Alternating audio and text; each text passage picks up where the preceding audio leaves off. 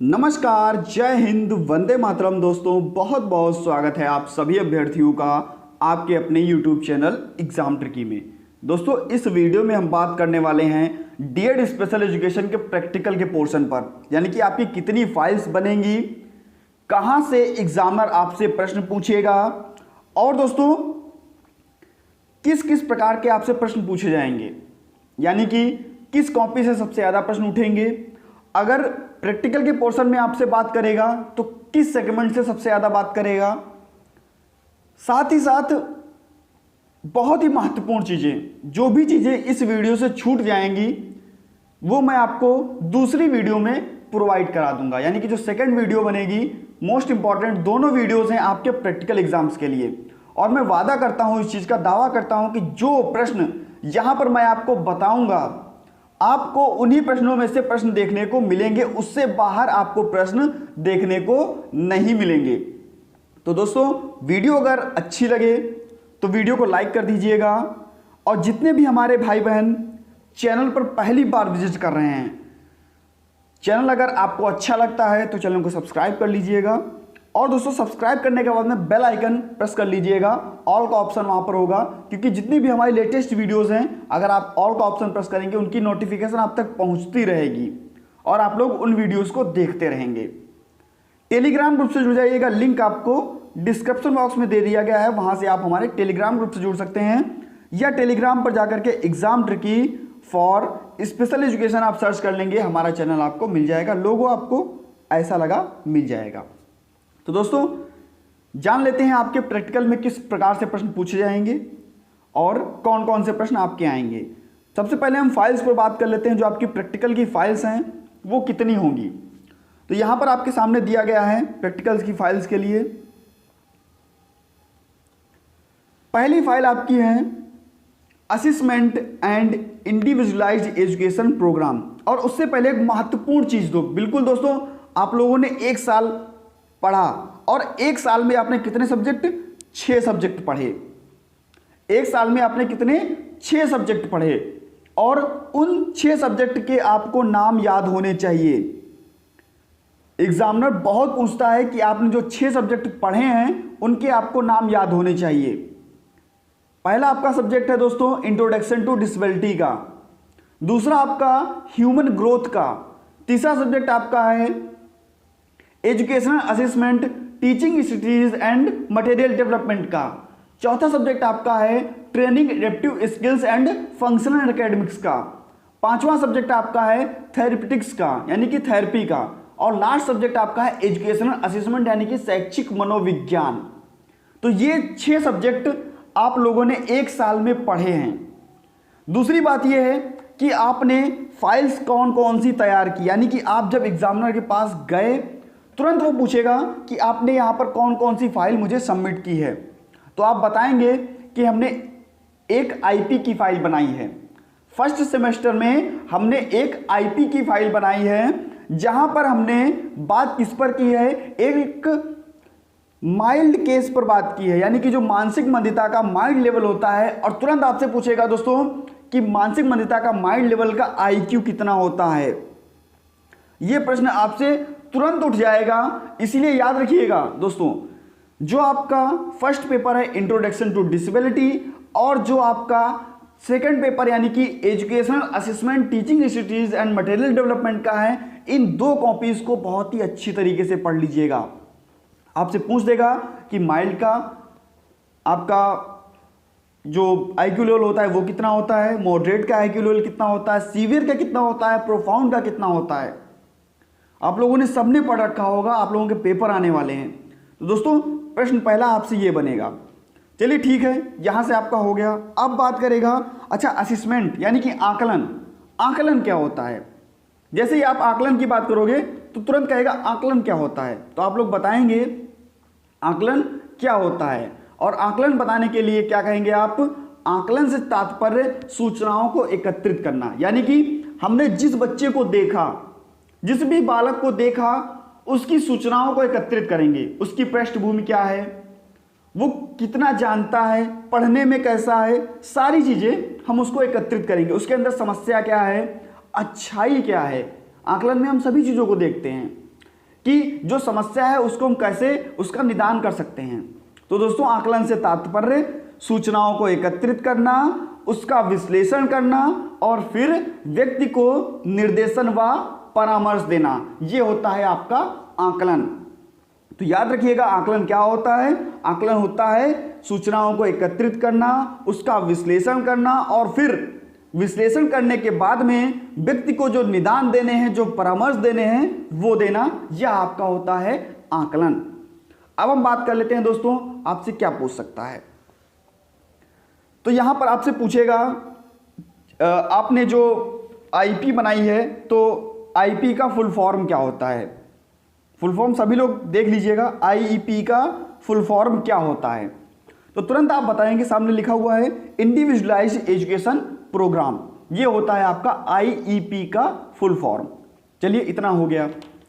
दूसरा प्रश्न आपसे यहीं से उठेगा, चलिए आपने आईपी यहां पर लगाई है, आईपी बनाई है, माइल्ड केस पर की है, लेकिन आपने यहां पर टूल कौन सा उपयोग किया है, यानी कि जो असेसमेंट किया है वो किस टूल से किया है, या असेसमेंट करने वाले टूल कौन कौन से होते हैं। असेसमेंट करने के लिए टूल कौन कौन से होते हैं, जहां पर आपने इस अपनी फाइल में कौन सा टूल यूज किया है। तो आप तुरंत बताओगे कि सर हमने बेसिक जो भी आपकी फाइल में आपने यूज किया होगा, आपने संभवतः 90% दो ही टूल यूज होते हैं, सबसे ज्यादा जो यूज किए जाते हैं। एक होता है आपका बेसिक एमआर, अभी मैं आपका उसका फुल फॉर्म भी बताऊंगा, किसने डेवलप किया वो भी बताऊंगा, इसके अंदर कौशल कौन कौन से हैं वो भी बताऊंगा, यानी कि आपका एक रिवीजन टाइप का हो रहा है और यही प्रश्न आपको आपके पेपर में भी देखने को मिलेंगे। तो दोस्तों बहुत ही इंपॉर्टेंट वीडियोस हैं, सभी मित्रों के पास में वीडियो को शेयर कर दीजिएगा। जितने भी मित्र आपके साथ पढ़ते हैं सभी भाई बहनों के पास शेयर कर दीजिएगा, क्योंकि यहां पर हम एक परिवार की तरीके से बात करते हैं। मैं नहीं चाहता कि किसी भी बच्चे के पास जानकारी ना पहुंचे, जानकारी का अभाव रहे, क्योंकि आप सभी को पता है कि विद्यालय में कितनी मेहनत आप लोगों पर की जाती है, उसको मुझे बोलने की आवश्यकता नहीं है। अब आप लोग इतने समझदार हैं, बात को समझते हैं। तो दोस्तों बेसिक एमआर जैसे ही आप बात करेंगे, या दूसरा आपसे कहेगा कि अच्छा चलो आपने इसमें बेसिक एमआर कहा, आपने इसमें तुम एमडीपीएस यूज किया है, तो आप लोग याद रखिएगा कि कौन सा टूल आपने यूज किया है। अगर आपने एमडीपीएस यूज किया हो तो एमडीपीएस बताइएगा, अगर आपने बेसिक एमआर यूज किया हो तो बेसिक एमआर बताइएगा। संभवतः बेसिक एमआर पर हम आते हैं अब, तो आपसे पूछेगा कि बेसिक एमआर की फुल फॉर्म क्या होती है। तो दोस्तों बेसिक एमआर की full form behavioural assessment scale for Indian children with mental retardation. तुरंत आपसे पूछेगा कि किस सन में इसको विकसित किया गया, तो आप लोग बताएंगे 1991 से लेकर के 1992 इस सत्र में दोस्तों यह विकसित किया गया। अच्छा चलिए इतना विकसित तो किया गया, लेकिन कहां विकसित किया गया, प्रश्न ऐसे ही बनेंगे, कहां विकसित किया गया। तो आप तुरंत बताएंगे कि एनआईएमएच में। अब आपसे तुरंत कहेगा कि एनआईएमएच का फुल फॉर्म क्या है और यह कहां है। तो दोस्तों आप बताएंगे तुरंत कि यह है कहां, सिकंदराबाद में। कहां है दोस्तों, सिकंदराबाद में है ये। एनआईएमएच का फुल फॉर्म सभी लोग जाइए कमेंट सेक्शन में बताइए जाकर के, अच्छा लगता है जब आप लोग कमेंट करते हैं, और जिसको भी पता है बिल्कुल संकोच ना कीजिए, बताइए, अच्छा लगता है हमको भी, और आप लोग भी जब बताएंगे तो जो दूसरे छात्र हैं वो भी बताने के लिए तत्पर होंगे। तो जाइए कमेंट सेक्शन में एनआईएमएच का फुल फॉर्म बताइए। इसका जो नया नाम है वो क्या है, मैंने आप लोगों को वीडियो अपलोड करके रखी है, आप लोग देख सकते हैं चैनल पर जाकर के। इसका नया नाम है वो क्या है। तो दोस्तों ये आपसे पूछेगा सिकंदराबाद। अच्छा चलिए सिकंदराबाद में तो है, लेकिन इसको विकसित किया गया 1991 1992 में। तो दोस्तों इसको विकसित किसने किया, तो तुरंत आप बताएंगे डॉक्टर रीता, किसने दोस्तों, डॉक्टर रीता पेशावरिया ने। किसने, डॉक्टर रीता पेशावरिया ने। चलिए और किसने विकसित किया, तो दोस्तों एस वेंकटेशन ने। किसने, एस वेंकटेशन ने। इतना हो गया। अब आपसे पूछेगा कि बेसिक एमआर के कितने भाग होते हैं, यानी कि जो आपने यहां पर यूज किया है वो कौन सा भाग यूज किया है। तो आप सभी को पता है बेसिक एमआर को, जो आपका बेसिक एमआर है उसको बांटा गया दो भागों में। बेसिक एमआर को बांटा गया कितने, दो भागों में। पहला भाग आपका हो गया स्किल बिहेवियर, जिसको हम बोलेंगे कौशल व्यवहार। क्या बोलेंगे दोस्तों, कौशल व्यवहार, और दूसरा हम बोलेंगे समस्या व्यवहार, जिसको हम बोलते हैं प्रॉब्लम बिहेवियर, समस्या व्यवहार। तो मैं बताना चाहूँगा आपको समस्या व्यवहार का आप यूज़ कहाँ पर करेंगे, थेरेपेटिक्स एंड बिहेवियर मॉडिफिकेशन में, यानी कि BM की फाइल में यूज़ होता है समस्या व्यवहार का। और कौशल व्यवहार का यूज़ कहाँ पर होता है, यानी कि स्किल बिहेवियर का यूज़ कहाँ पर होता है, तो यह होता है दोस्तों IEP की फाइल में आपका, चाहे वो आपकी फर्स्ट सेमेस्टर की फाइल हो, चाहे वो आपकी सेकेंड सेमेस्टर की फाइल हो। यह दोस्तों 18 वर्ष तक के बच्चों के लिए उपयोगी होता है। चलिए इतना आपसे हो गया। तुरंत आपसे प्रश्न पूछेगा, अगर उसको यही से प्रश्न पूछना होगा तो तुरंत पूछेगा कि बेसिक एमआर में कितने, जो पार्ट 1 है यहाँ पर कितने भागों में बांटा गया। तो आप बोलेंगे कि बेसिक एमआर पार्ट 1 को 7 भागों में बांटा गया, और उन 7 भागों में 40-40 कौशल होते हैं, अर्थात 280 कौशल होते हैं आपके बेसिक एमआर में। यहां पर आपका बेसिक एमआर लगभग में समाप्त हो जाएगा। हो सकता है आपसे इसका मूल्यांकन पूछ दे, यानी कि आप लोग इसका मूल्यांकन किस प्रकार से करेंगे। तो आप लोग तुरंत बताएंगे, अगर बच्चा डिपेंडेंट है, यानी कि स्वयं से कर लेता है, पूर्ण स्वावलंबी है, तो हम उसको 5 अंक देंगे। अगर हम उसको संकेतों से काम करा रहे हैं तो दोस्तों हम कितने देंगे उसको, तब हम उसको 4 अंक देंगे। चलिए, अगर हम उसको शाब्दिक सहायता दे रहे हैं तो उसको हम 3 अंक देंगे। अगर हम उसको हाथ पकड़ के कार्य करा रहे हैं, यानी कि शारीरिक सहायता दे रहे हैं, तो हम उसको 2 अंक देंगे।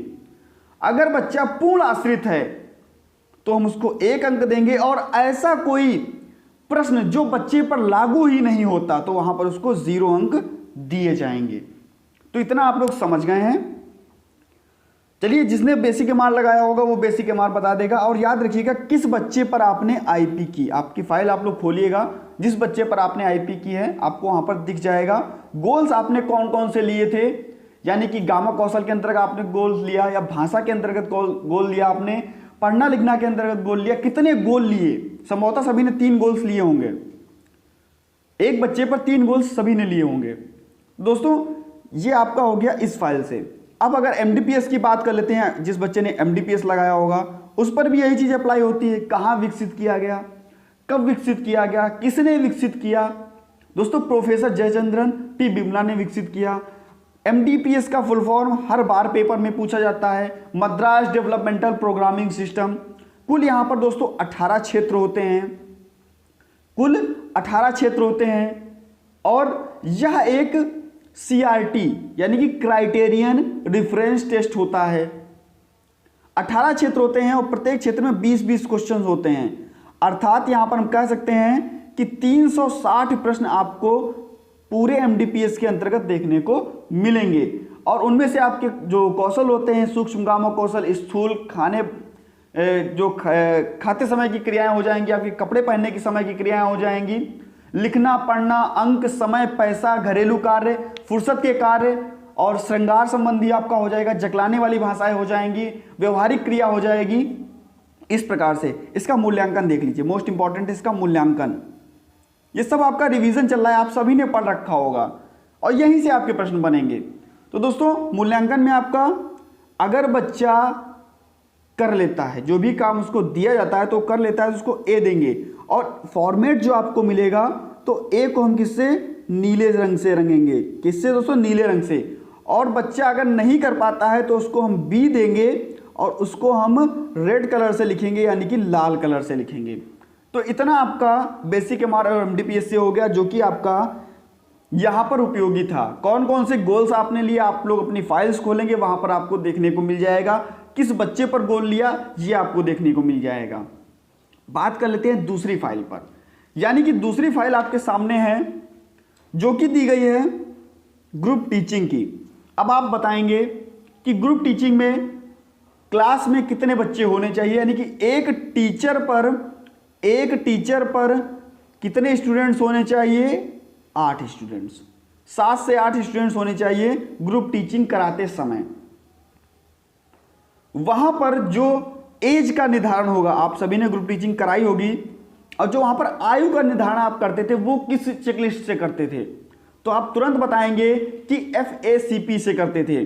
आप जैसे ही FACP बताएंगे उसको, देखिए मैं इसलिए FACP आपको बता रहा हूं, अगर आप पहले ही फुल फॉर्म बता देंगे तो उसको दूसरा क्वेश्चन पूछने की आवश्यकता ही नहीं पड़ेगी।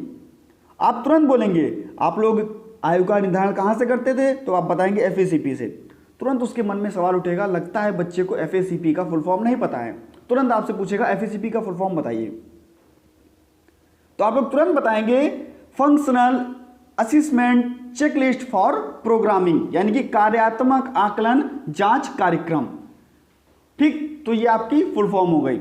अब आपसे पूछेगा, चलिए आपने ग्रुप टीचिंग तो कराई, तो आप ये बताइए कि प्री प्राइमरी जो क्लास होती है, जो प्री प्राइमरी क्लास होती है, इसमें कितनी एज तक के बच्चे होते हैं, तो आप बताएंगे कि 3 से 6 साल के बच्चे यहां पर होते हैं।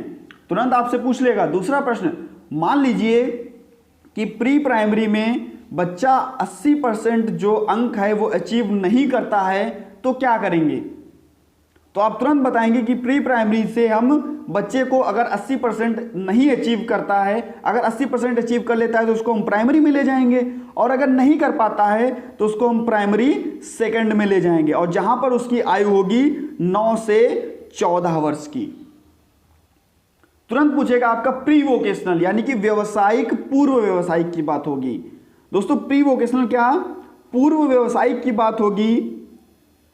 प्री वोकेशनल यानी कि पूर्व व्यवसायिक, तो आप तुरंत बताएंगे 15 से 18 साल के जो बच्चे होते हैं वो पूर्व व्यवसायिक के अंतर्गत आते हैं। आपसे पूछेगा कि इसका विकास कहाँ किया गया, यानी कि FACP का विकास कहाँ किया गया, तो आप लोग तुरंत बताएंगे कहाँ किया गया, NIMH में इसका विकास किया गया। और मैंने आपसे बताया कि NIMH की फुल फॉर्म आपको बतानी है कमेंट सेक्शन में, नया नाम बताना है कमेंट सेक्शन में।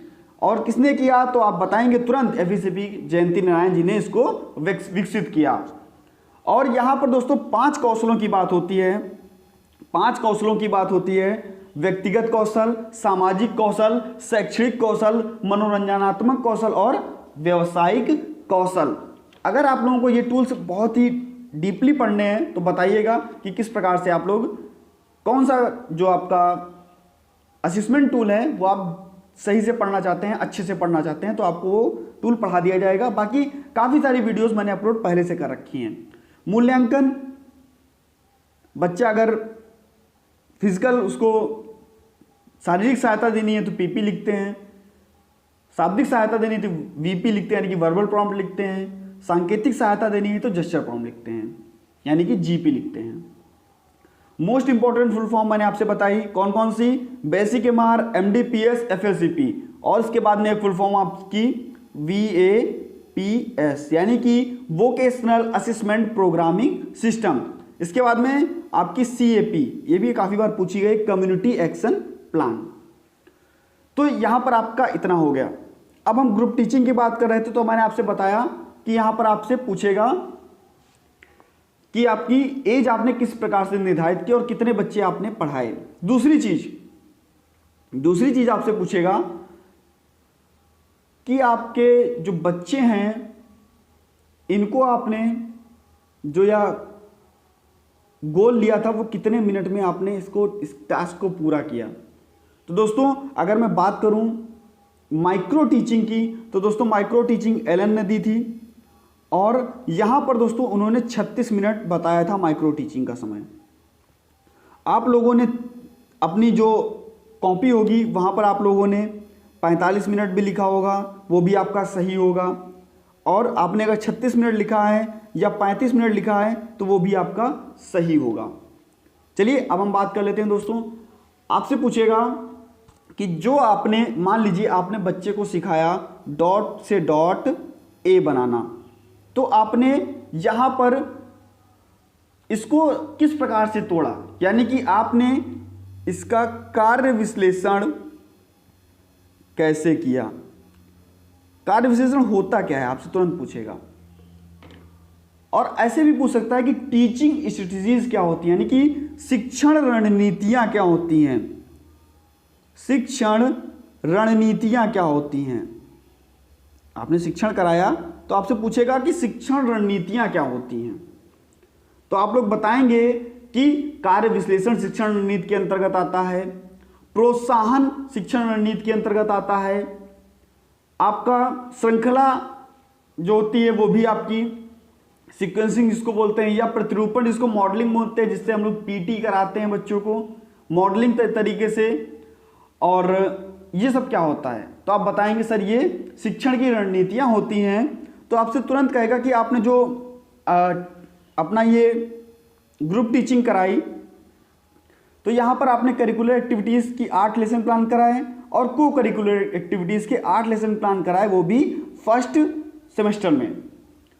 तो दोस्तों ये जो आपका कार्य विश्लेषण है ये क्या होता है, क्योंकि इसका बहुत काम पड़ता है। आप जब अपना लेसन प्लान तैयार करते हैं तो लेसन प्लान में कार्य विश्लेषण का बहुत ही अच्छा योगदान है। तो आप लोग कहेंगे एक कार्य कौशल, यानी कि जो भी कार्य कौशल आपने लिया था उस कार्य कौशल को, जो भी आपने लेसन प्लान लिया था उस कार्य कौशल को छोटे छोटे टुकड़ों में आसानी से तोड़ना तथा उसे क्रमबद्ध तरीके से, यानी कि ऐसा नहीं है कि हमने अगर बच्चे को बताया कि आप ए लिखो तो हम किधर से भी लिखवाने लगे, या हम 20 से उसको स्टार्ट करा दें, यानी कि एक क्रमबद्ध तरीके से एक सीक्वेंस में ले जाना, वो कहलाता है आपका कार्य विश्लेषण। फिर से सुन लीजिए, एक कार्य कौशल को छोटे छोटे टुकड़ों में आसानी से तोड़ना और उसको क्रमबद्ध करना क्या कहलाता है, कार्य विश्लेषण कहलाता है। या हम कह सकते हैं मैकार्थी के अनुसार, आपसे पेपर में भी पूछा जा सकता है, तो आप लोग क्या करेंगे, मैकार्थी के अनुसार, मैकार्थी ने कार्य विश्लेषण के बारे में क्या कहा था, क्या कहा उन्होंने कि कार्य कौशल को एक छोटे, कार्य कौशल क्या होता है, एक विश्लेषण का एक शिक्षण रणनीति है जिसमें कार्य कौशल को छोटे टुकड़ों में बांटा जाता है व क्रमबद्ध रूप से व्यवस्थित किया जाता है। और एक थे सेवा, तो सेवा के अनुसार इन्होंने क्या कहा था, कार्य विश्लेषण मंद बुद्धि बच्चों को पढ़ाने का सर्वश्रेष्ठ तरीका है। और यह डेफिनेशन इन्होंने 1988 में दी थी, और जो मैंने आपको मैकार्थी की बताई 1987 में दी गई थी। तो याद रखिएगा। आगे हम बात करते हैं दोस्तों, और जो आपका पेपर है मैं आपको बताना चाहूंगा एजुकेशन असेसमेंट का, इसमें यूनिट 2 उसमें चाहे आपका यूनिट 2.1 हो, चाहे 2.2 हो, 3, 4, 5 मोस्ट इंपॉर्टेंट लगाइएगा आपके वाइवा एग्जाम से लेकर के और पेपर तक, क्योंकि यहां से आपको कुछ ना कुछ जरूर पूछेगा। कुछ नहीं तो यही पूछ लेगा कि पुनर्बलन क्या होता है। आप लोग टीचिंग के समय बच्चों को पुनर्बलन देते थे ना, कि कहते थे अगर आप ऐसा कर लोगे, अगर आप इस कार्य को कर लोगे तब हम आपको क्या देंगे दोस्तों, टॉफी देंगे, चॉकलेट देंगे, सामाजिक चीजें देंगे, टोकन मनी देंगे, कहते थे ना आप बच्चों से। तो तुरंत आपसे पूछेगा दोस्तों पुनर्बलन क्या होता है, पुनर्बलन क्या होता है। अगर मैं साधारण शब्दों में बात करूं दोस्तों, इससे अच्छी डेफिनेशन आपको कहीं भी नहीं मिलने वाली। याद रखिएगा, वांछित व्यवहार, यानी कि जो बच्चे ने एक अच्छा व्यवहार किया है, वांछित व्यवहार उसको हम बोलेंगे। वांछित व्यवहार के बाद की घटना, यानी कि जो बच्चे ने अच्छा कार्य किया उसके बाद की घटना, जो उस वांछित व्यवहार को, जो उस अच्छे व्यवहार को भविष्य में पुनः होने के लिए प्रेरित करती है, क्या कहलाता है दोस्तों, पुनर्बलन या रीइंफोर्समेंट कहलाता है। और रीइंफोर्समेंट कभी कभी क्या होता है, नकारात्मक भी दिया जाता है, कभी कभी धनात्मक भी दिया जाता है, क्योंकि जब बच्चा कार्य अच्छा करता है तो उस अच्छे कार्य को बढ़ाने के लिए दिया जाता है, या कभी कभी अगर गंदा कार्य करता है, किसी के ऊपर थूक दिया, किसी को मार दिया, तो उस कार्य को कम करने के लिए भी रीइंफोर्समेंट दिया जाता है। अभी मैंने आपको बताया था कार्य विश्लेषण के बारे में, और जहां पर मैंने आपको बताया था कि एक क्रमबद्ध तरीके से होना चाहिए। मान लीजिए एक उदाहरण मैं आपको बता देता हूं, आप लोगों ने सिखाया होगा बच्चों को हाथ धुलना सिखाना। तो दोस्तों हाथ धुलने के लिए कौन कौन से स्टेप आपको यूज करने होते हैं, उदाहरण के तौर पर मैं आपको बता रहा हूं, याद रखिएगा। इसी प्रकार से कार्य विश्लेषण किया जाता है। हाथ धोना के लिए क्या होगा, बच्चे को क्या करेंगे, सिंक के सामने, सबसे पहला स्टेप क्या होगा, हम बच्चे को सिंक के सामने ले जाएंगे, सीधे हाथ से उसको नल पकड़ाएंगे, नल को क्या करेंगे, धीरे से हाथ से उसको घुमाने के लिए बोलेंगे, अगर नहीं घुमा पाता तो उसको सहायता देकर के घुमाएंगे। बहते पानी में हाथ उसके भिगोएंगे, उसके बाद में उसको साबुन लगवाएंगे, फिर हाथ को धोने के लिए उसको कहेंगे कि हाथों को आगे पीछे करके मलो। उसके बाद में क्या कहेंगे हम, साबुन को साबुदानी में रखने के लिए बोलेंगे, दोनों हाथों को हथेलियों के पास आगे पीछे रगड़ने के लिए बोलेंगे। फिर क्या होगा, पानी से हाथ तथा साबुन को धुलने के लिए बोलेंगे, नल बंद करने के लिए बोलेंगे, तौलिया लेने के लिए बोलेंगे, हाथ पोंछने के लिए बोलेंगे और तौलिया को उस जगह वापस रखने के लिए बोलेंगे। तो ये आपका क्या है, एक क्रमबद्ध तरीका है, सीक्वेंस है। अब आप लोग समझ गए होंगे, इसीलिए मैंने आपको यह उदाहरण दे दिया। तो इस प्रकार से आप लोगों ने लेसन प्लान अपना कराया होगा। एक बहुत ही अच्छा प्रश्न है कि जो आपका मॉन्टेसोरी पद्धति है वो किसने दी। तो आप लोग बताएंगे कि मैडम मारिया मॉन्टेसोरी, जो कि कहाँ की डॉक्टर थी दोस्तों, रोम विश्वविद्यालय की डॉक्टर थी, इन्होंने मॉन्टेसोरी पद्धति दी। और रहने वाली यानी कि जन्म इनका कहाँ हुआ था, तो दोस्तों इटली में इनका जन्म हुआ था। और मोस्ट इंपॉर्टेंट लगाइएगा टीचिंग अप्रोचेस के बारे में आपसे पूछ सकता है पेपर में, प्रोजेक्ट विधि के क्या होती है, यानी कि जो किसने दी थी, किलपैट्रिक ने दी थी। तो आप लोग समझ गए होंगे। और इसी प्रकार से आपका जो दूसरा प्रश्न उठ सकता है कि आप लोग बच्चे को किस शिक्षण सिद्धांत के अनुसार सिखाते हैं, यानी कि बच्चों पर आप कौन सा शिक्षण सिद्धांत आपने उपयोग किया। तो शिक्षण के सिद्धांत आप सभी ने पढ़े होंगे, यानी कि बात हो रही है दोस्तों प्रिंसिपल्स ऑफ टीचिंग की, प्रिंसिपल्स ऑफ टीचिंग की बात हो रही है। और मैं अभी इन्हीं बुक्स पर हूं, आगे मैं नहीं बढ़ा हूं। तो दोस्तों शिक्षण के सिद्धांत कौन कौन से होते हैं आप सभी को पता है। बच्चे को हम कैसे सिखाते हैं, सरल से कठिन की ओर, ज्ञात से अज्ञात की ओर, मूर्त से अमूर्त की ओर, ऐसे ही तो बच्चों को सिखाते हैं ना। इसी प्रकार से आपका जो नेक्स्ट आपका एक प्रश्न पूछ सकता है कि सीखने के चरण क्या होते हैं, यानी कि बच्चा अर्जन करेगा, अनुसरण करेगा, प्रवाह और सामान्यीकरण। मोस्ट इंपॉर्टेंट सामान्यीकरण यानी कि जनरलाइजेशन क्या होता है, सामान्यीकरण क्या होता है। मान लीजिए बच्चे को आपने रेड कलर पहचान कराना सिखाया और उस रेड कलर को जब बच्चा बाहर गया तो दोस्तों उस रेड कलर को उसने दूसरी चीजों में देख लिया, यानी कि आपने केवल टी शर्ट पर उसको रेड कलर दिखाया था, उसने रेड कार देख करके उसका सामान्यीकरण कर लिया, या रेड काऊ देख करके, गाय देख करके उसको सामान्यीकरण कर लिया। तो दोस्तों यह आपका होता है सामान्यीकरण, बिल्कुल साधारण सी भाषा में। अर्जन क्या होता है, अर्जन क्या होता है, बहुत ही कम लाइन में और अच्छे शब्दों में नई क्रिया से परिचित कराना, यानी कि बच्चा उस क्रिया को नहीं जानता है और हम उस क्रिया से उसको परिचित कराएंगे, ये आपका क्या हो गया, अर्जन। और इस प्रक्रिया में क्या होता है, शिक्षक और छात्र के बीच बहुत ही वार्तालाप होता है। तो इतना आप लोग समझ गए होंगे बहुत ही अच्छी तरीके से। अब हम अगर बात कर लेते हैं दोस्तों, योजना विधि मैंने आपको बताई किलपैट्रिक ने दी थी, और ऐसे ही आपकी खेल विधि भी आपसे प्रश्न में पूछी जा सकती है। और नेक्स्ट आपका जो ये, क्योंकि ये दो फाइल्स आपकी हो गई, हाँ आपसे पूछ सकता है कि करिकुलर एक्टिविटीज क्या होती हैं और को करिकुलर एक्टिविटीज क्या होती हैं। आपने 8 लेसन प्लान करिकुलर एक्टिविटीज के कराए और 8 लेसन प्लान को करिकुलर एक्टिविटीज के कराए।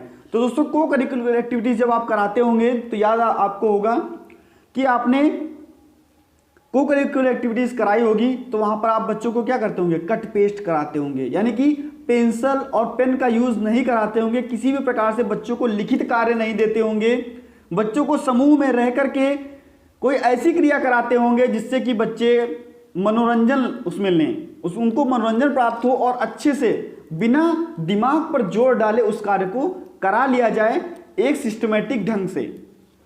और करिकुलर एक्टिविटीज में आप क्या करते थे, बच्चों को लिखना सिखाते थे, बच्चों को पढ़ना सिखाते थे। तो इस प्रकार से जो आपका करिकुलर और को करिकुलर एक्टिविटीज थी वो आपकी यहां पर समाप्त हो गई। आप लोग समझ गए होंगे क्योंकि आप लोगों ने लेसन प्लान जरूर कराए होंगे। अब हम बात कर लेते हैं दोस्तों बीएम की फाइल पर, और बीएम की फाइल में आप सभी को पता है कि बिहेवियर मॉडिफिकेशन, और मैंने आपको बताया कि बेसिक एमआर पार्ट सेकंड का यहां पर यूज करते हैं, यानी कि समस्या व्यवहार पार्ट सेकंड का यहां पर हम यूज करते हैं। तो इस प्रकार से आपने कितने बच्चों पर BM बनाया, यानी कि कितने बच्चों पर बिहेवियर मॉडिफिकेशन बनाया। तो यहाँ पर आप लोग देख लीजिएगा कि कौन कौन से टूल्स आपने यहाँ पर, कौन कौन सी क्रियाएं आपने यहाँ पर ली थी, किन समस्या व्यवहारों को बच्चों के साथ में कम किया था। तो दोस्तों नेक्स्ट जो आपकी ये सेमेस्टर की फाइल्स हैं मैं आपको नेक्स्ट वीडियो में बताऊंगा। इस वीडियो को सभी मित्रों के पास में शेयर कर दीजिएगा। धन्यवाद दोस्तों, मिलता हूं नेक्स्ट वीडियो में नई जानकारी के साथ। धन्यवाद।